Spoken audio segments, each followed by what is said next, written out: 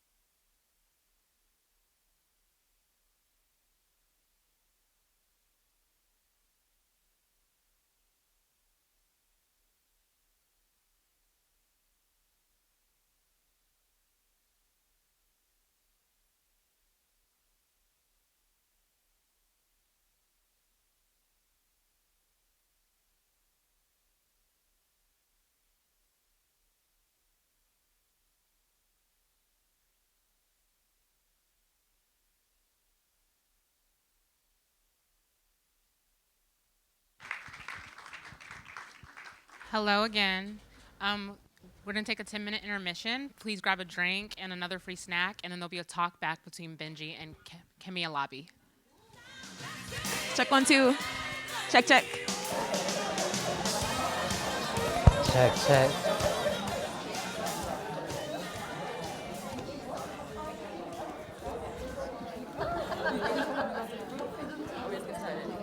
I feel like whenever you're ready.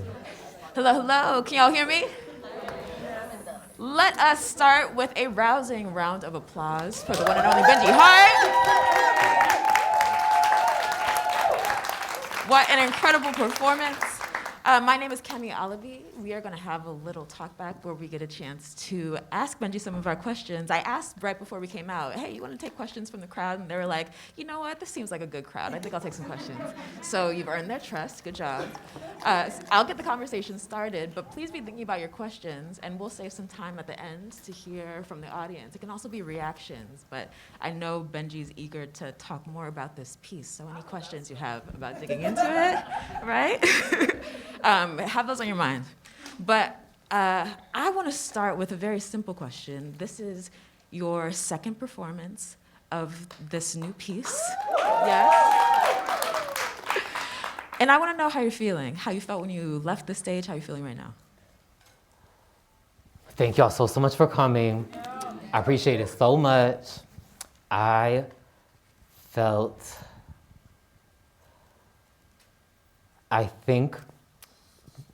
think there's a lot of grief in this piece for me. And I think I've used this piece as a place to grieve when it's been hard to figure out how to do that in other spaces and other areas of my life, as I think is true for a lot of us right now. And I think I feel grief, but not in like a sad or a heavy way, but I feel both a release and a like, I think this piece allowed me to spend a lot of time with my ancestors and people that we've collectively lost. And I think I feel close to those people when I'm saying their names and when I'm thinking about them as I'm kind of moving around the stage. So I think I feel close to a lot of those people. And in grief, that feels good. It feels good to find closeness, because I do feel like the inability to grieve is also the inability to find that closeness with what you're grieving. And so I get to like feel close to it in ways that actually feels good or necessary in this piece. Heard and felt. I think we all got to experience a type of closeness watching you perform. And you've been living with this piece in different iterations since March 2018, if we can even like feel back into what that era was, right? And so Benji first approached me about this performance at Currency Exchange, right over there, March 2018. And listen, Benji had this notebook open, was like, here, Kemi, I got some ideas. It was this unwieldy notebook full of these thought bubbles that are all connected to one another across the page. And I was first alarmed. I'm like, what is going on here? But as Benji started explaining to me these threads of bomba, gospel, vogue, poetry, and dance, the vision revealed itself. And I wanted to first ground there because, of course, we got to see the finished result now. But back when it was just these ideas and thought bubbles, I want to know, how did this vision arrive to you, the connection between these modes of dance, and why was it your work to do?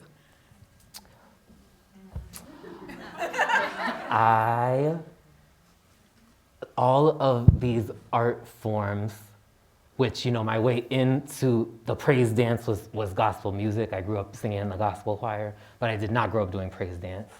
And, but other than that, I think all these art forms have been with me for a really long time.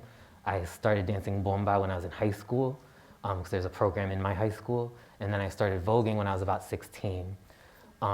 And so all of these art forms are ones that have been with me for a long time, but also that I think have provided me with a lot of spiritual grounding. And I think to varying degrees are seen as spiritual or not. To varying degrees, I think are seen as political or not, as forms of resistance or not.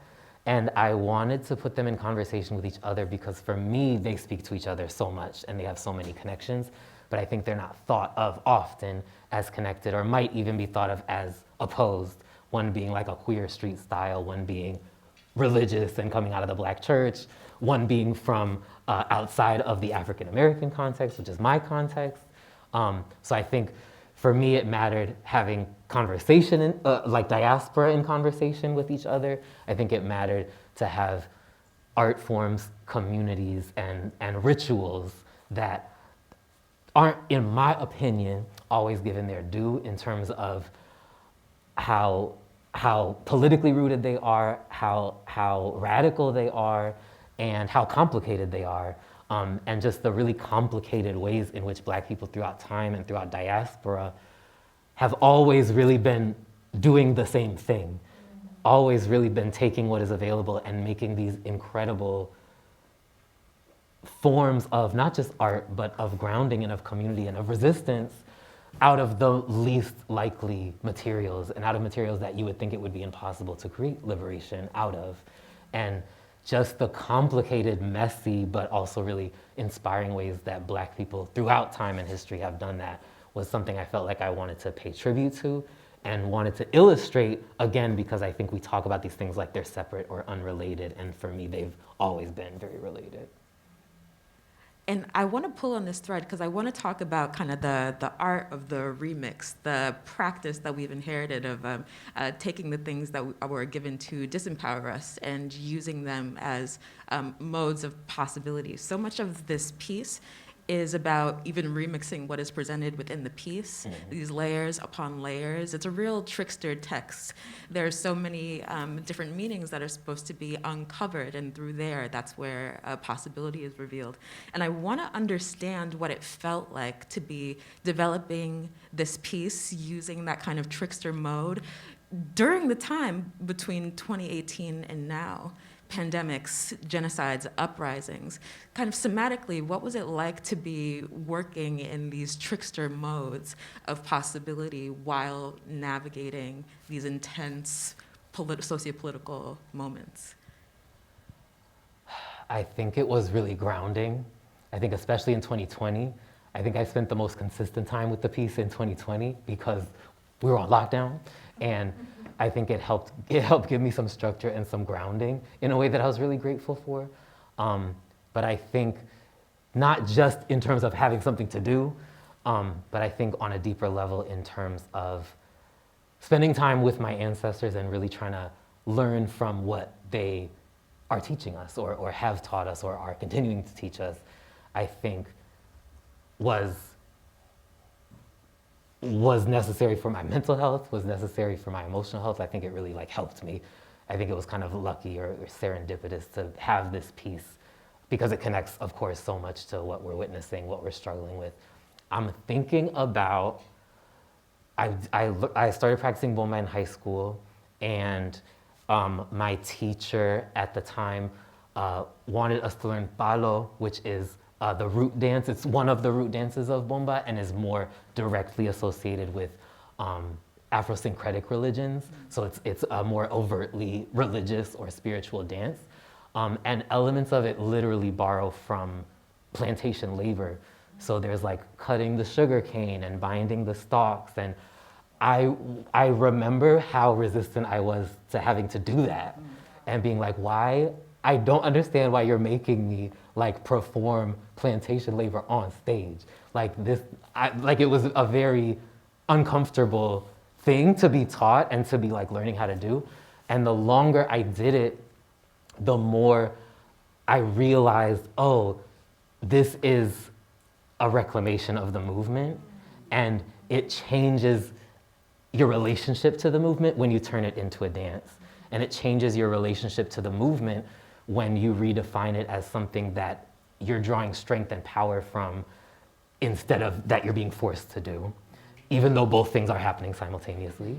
And that then when you go back to work the next day, the movement has a completely different feel. It has a completely different definition for you, even if an observer doesn't understand that or doesn't know that. And I think that, A, Black people are fucking genius, but B, But B, I think I see that as, again, for me, like what all of these art forms are doing is like finding little moments where you steal power back and where you steal resistance back and where you ground yourself in moments where it should be impossible to be grounded. And I think that wisdom, I think about how our ancestors just got up every day to face what they were facing, and that helps me as best I can get up every day to face what we're facing now. Absolutely. Yeah, snaps for that. Snaps for that. I want to stay here for a little while because you're talking about the ways, of course, the dance is revealing what the repetitive movements can do for reclamation. But I want to talk about how this works in the language of the piece and the poetics of the piece.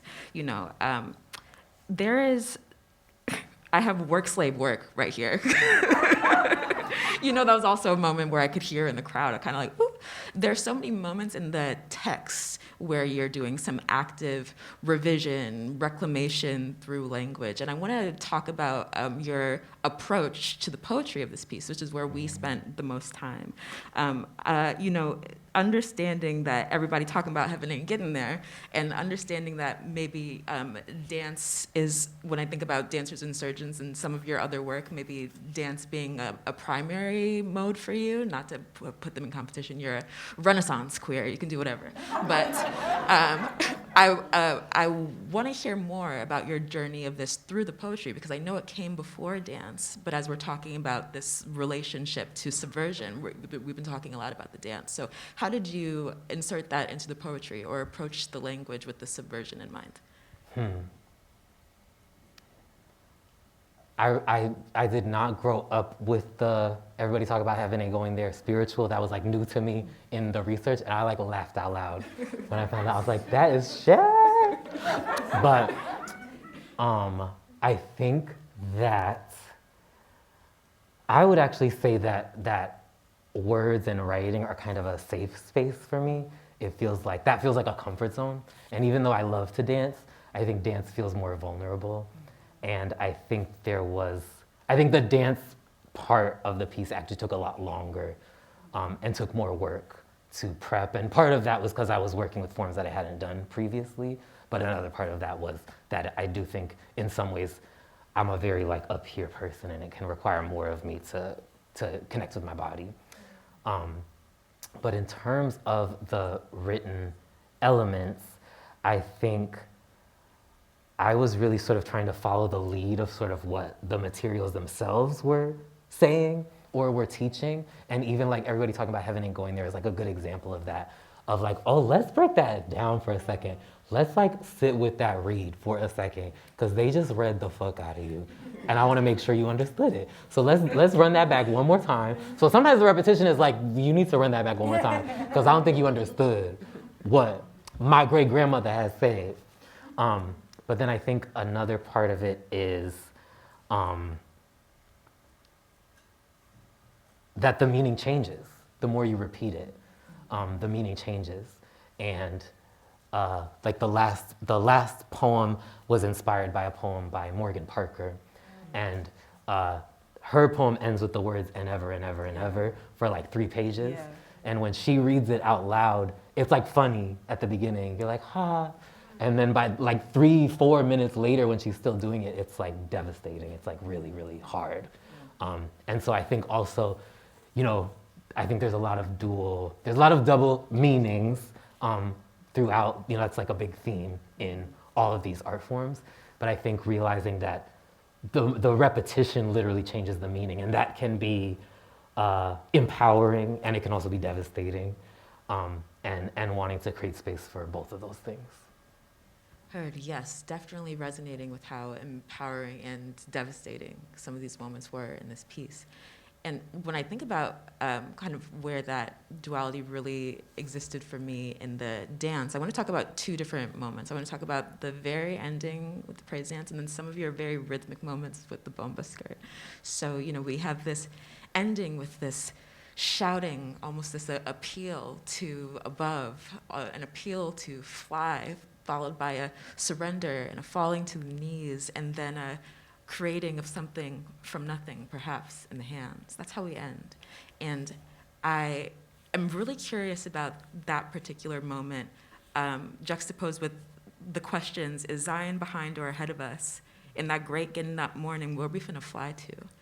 There's, we're operating somewhere between optimism and pessimism. It's not necessarily the wound is a portal, or it is a wound is a portal, but it could be to heaven or hell. Right? There's so much of that happening in the piece throughout the dance and the language. So I want to talk about that space between possibility and impossibility, and what it's like to, what you're inviting audiences to consider when they're in that middle space.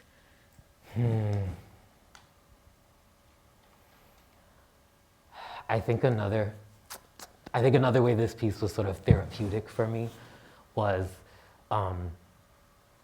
in some ways, it kind of challenged me as an organizer, or challenged my thinking as an organizer, and it, in some ways, was kind of a relief to get to occupy a space of gray and of lack of clarity and of, I actually don't know what this means, or if this is empowering or not, or if this is liberatory or not, and that judgment isn't actually necessary.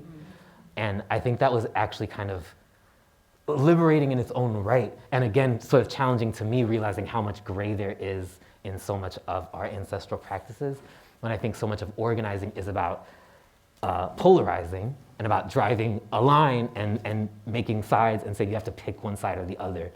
And I think there was a little healing actually in being like, I don't have to do that here. I get to kind of sit with the messiness and the complexity here. Because I think polarization is very important. That's not me talking shit about polarization. But that when that's our mode so often, it can kind of rob us of like, okay, but what about this liminal space? Yeah. What about this complicated, messy part in the middle that's actually really hard to name or to make sense of? And I don't know, actually. I feel like you have to like pretend like you know so often. And it's kind of nice to be like, I actually don't know anything.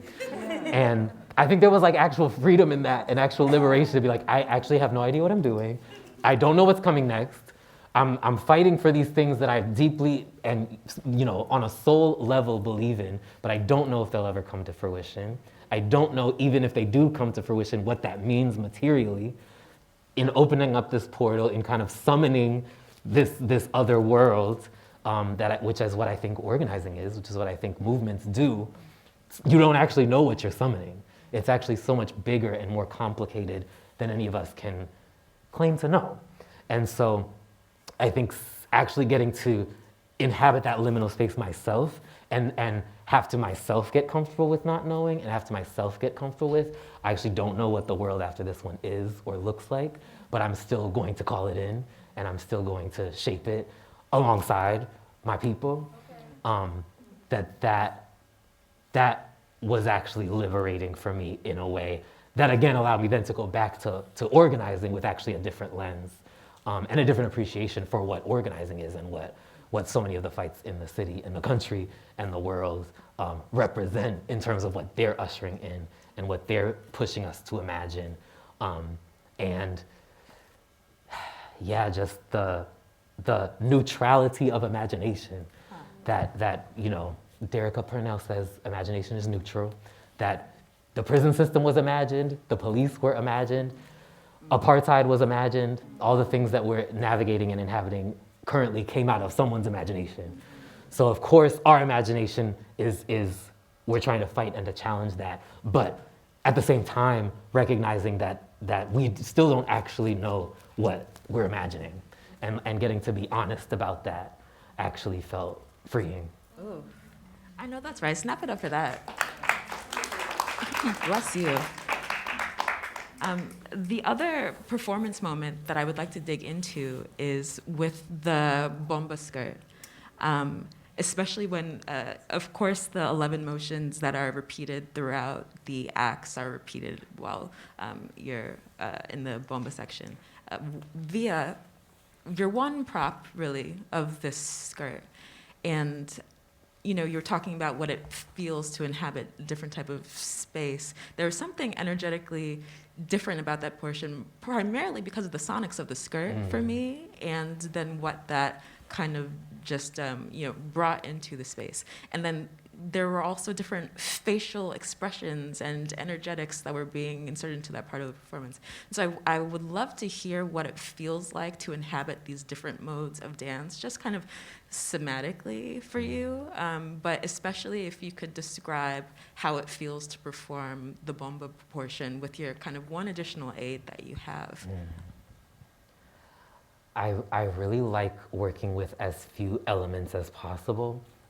Because it's just like easier for me, but also sort of aesthetically, I really like to kind of strip things down to their most essential parts, because I think for me, especially with Black art forms that get treated like spectacle and get treated like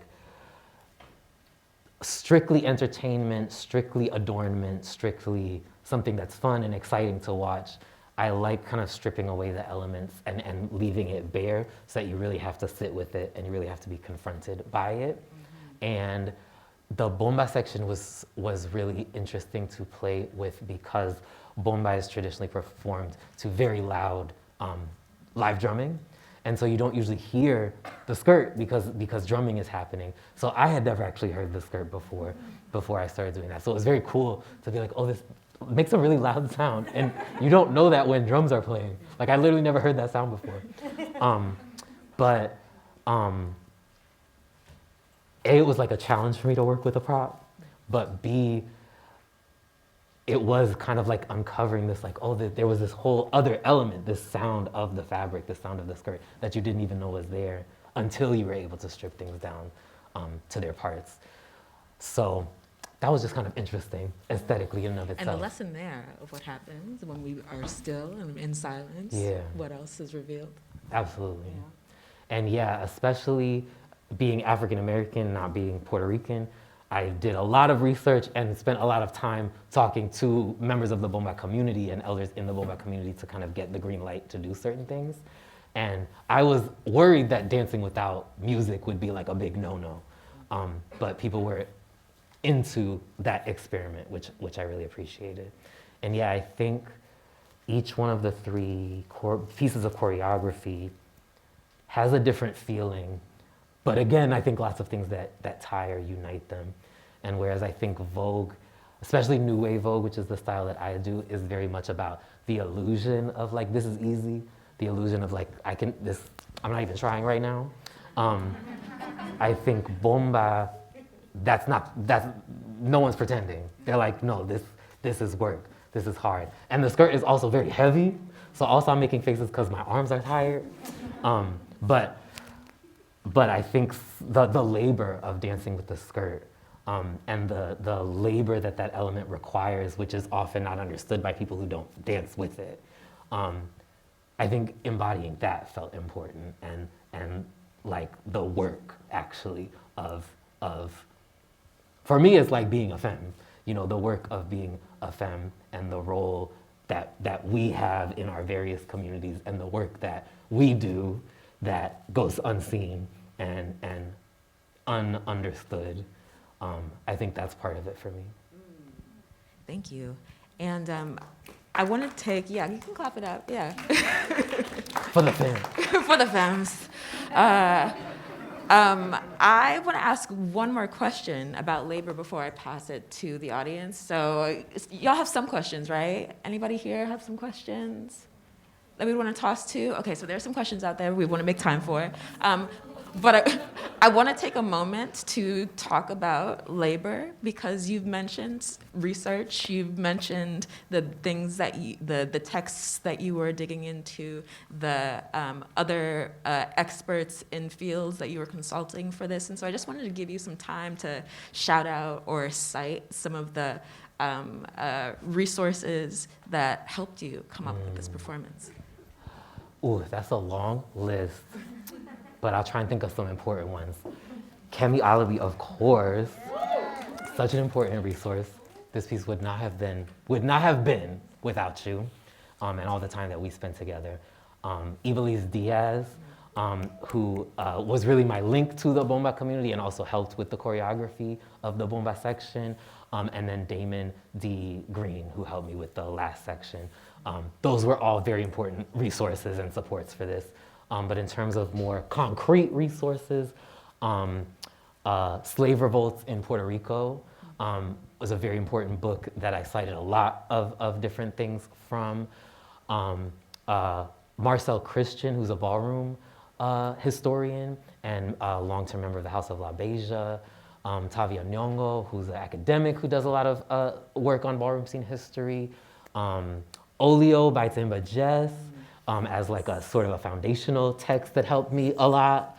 And I'm sure there's lots of other things that I can't think of right now. But also just like playing a lot of music, playing a lot of gospel music, a lot of reggae, a lot of bomba, and just kind of drawing on, again, all the sort of the very different parts of diaspora where a lot of sort of parallel wisdom is emanating from. Beautiful. We love to cite, you know. We got to make sure the lineage is in here, the intellectual lineage is in here. So thank you so much, Benji. And I want to bring this mic to whoever might want to ask Benji a question about the performance. Over here, right over here. Oh, excuse me. Yeah, yeah. Oh. Okay, I know that's right. Whatever they said, retweet. First and foremost, I want to say muchísimas gracias por todo. Thank you so very much for sharing your craft with us. In this sacred space, as a performing artist as well and storyteller, I do find the theater a sacred space to just express and be vulnerable. So I do express that gratitude to you. And it's a special occasion for me to be here as well, so it's really an honor. My question for you has to deal with the Afro-Latinidad that you dabbled into with the art form that you're so connected to due to your upbringing and your training in that. So with this piece, as somebody who's also multidisciplinary and has like pools from all different types of art forms that I'm thankful that I was introduced to at a young age, as similar to you, because I'm also a voguer, so let's vogue off, but love it. Why these specific art forms in this time, especially with the duration that you spent with it religiously time and time again, and how it didn't shift to other art forms? I like that. I would say, again, it just kind of starts with them being art forms that I have a personal relationship with or a personal history with, when I think in some ways a lot, if not any, diasporic art forms are carrying similar wisdom and are teaching similar lessons. So some of that is really just, you know, these are the elements I'm familiar with, or these are the art forms that I've spent the most time with and have significance to me, rather than there's something totally unique about them that isn't present in other parts of the diaspora or in other art forms. That being said, I think, and Kemi was there for this part, I think a big a challenge of the piece actually was deciding what didn't go in it. There was so many points of connection and so many examples and so many different art forms that I wanted to explore that it was actually hard and required some like really difficult cuts to get the piece down to something concise.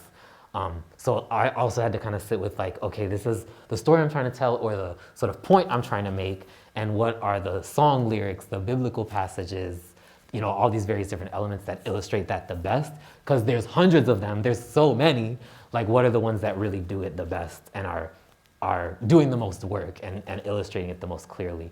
And so it actually involved a lot of like getting rid of things, which was very hard, because there's so many elements that I loved that I really wanted to be in the piece that didn't make it. But I think trying to, again, get something that was clear and concise and could sort of tune out some of the noise so you could really focus in, that was sort of my goal. That's what I was trying to do. So it's not that other things don't belong in it or aren't connected to it, and more so just kind of for myself deciding what are the things that I really want to focus on in the limited time and space that I have, if that makes sense. Right.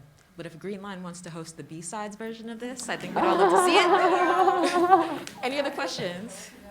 Over here. Thank you so much, Benji. I don't want to speak for everybody in the room, but I felt like I was transported through this portal that you provided with us. As someone who is also a multidisciplinary artist, writer, dancer, traditionally West African dance, Afro-Latinidad dance, so much of what I saw was you being able to bring us back through the history of these movements and how they were such a anchoring for liberatory spirits. I was really curious if your spirit feels like it's the time to share. You mentioned a lot about radical imagination, right? And how so much of the words and the movements are able to have different meanings.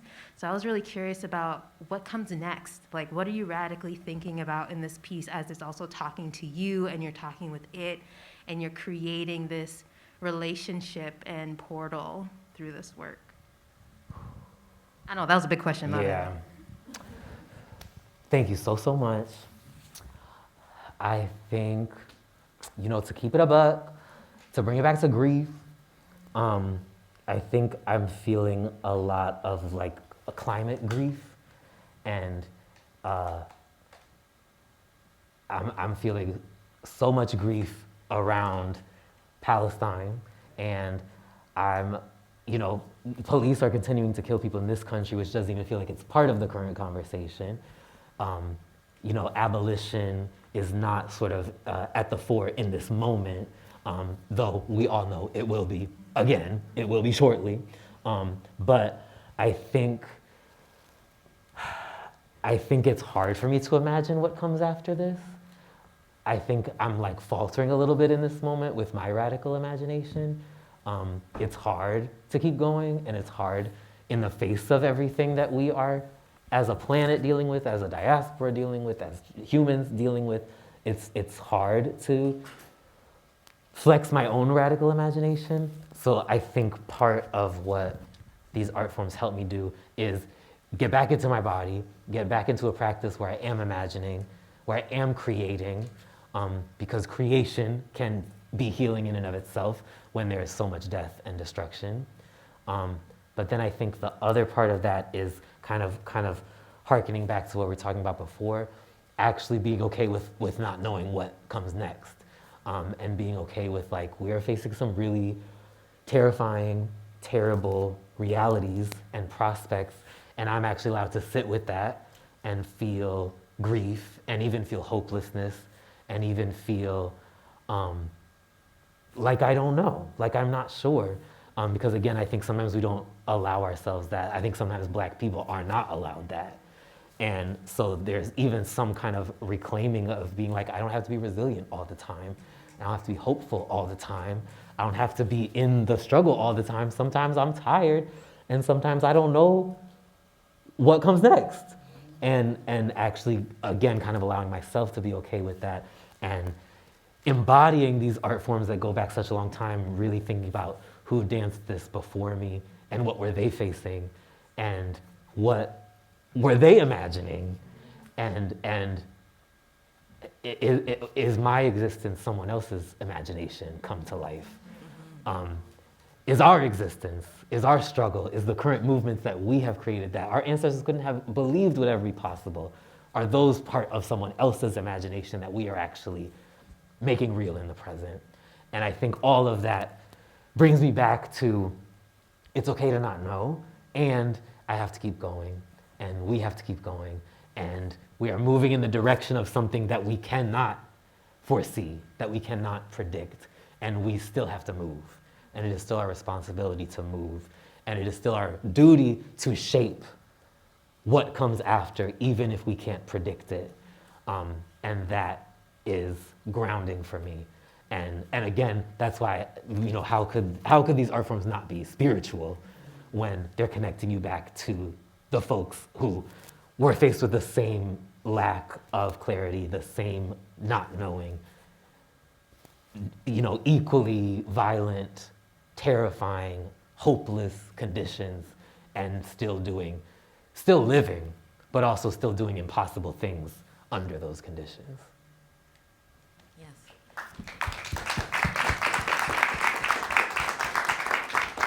Thank you, Benji, for inviting us into deeper connection with lineage, into the relief of the gray space of the unknown. Unfortunately, I was told we gotta wrap it up.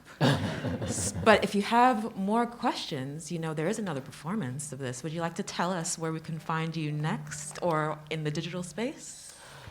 You can find me in the digital space at benjihart.com or at Benji Femini on Instagram. And the next iteration of this performance will be Friday the 22nd and Saturday the 23rd at the 1700 Theater of Steppenwolf on the north side. It is sold out currently, but some other tickets. Stay posted, follow me so you can stay posted because they will open up a few more tickets week of. Okay. So there's still a few more opportunities to slide in there. Okay, and we were just taught the power of repetition, right? So if you can get those tickets, you might want to go. But for right now, let us give it up once again for Benji.